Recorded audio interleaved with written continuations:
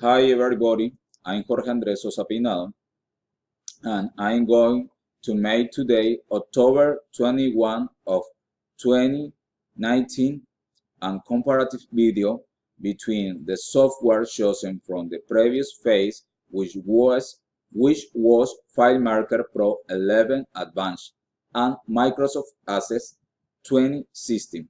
Okay, and the FileMaker Pro 11 Advanced, the owner is Claris International, is a subsidiary of Apple Incorporation. Technical description: FileMaker Pro is a cross-platform relational database application or database management system. Um, it integrates database engine with a graphical user interface and security feature, allowing user to modify the database by dragging new elements into layout screen on form.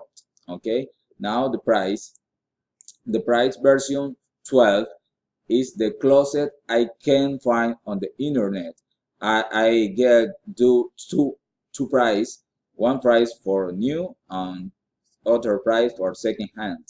Okay, for new is 169 US dollar, and the second hand is the 119 US dollar. Uh, for the most current version, iPhone, which is the 19 18 Pro for 1 year for 5 user is 900 US dollar, and the other model is the 2,700 US dollar, but the license is in lifetime mode, okay, for 5 user, and the payment terms is method is online with credit cards, easy. It's normal now for all websites. And now we review Microsoft Access 20 system, and the owner is Microsoft Corporation, and the technical description is a database management system that combines the relational Microsoft database engine with a graphical user interface and software development tools. Um, the price, iPhone, yeah, iPhone, 151 US dollar. The license for 1 year for 1 user.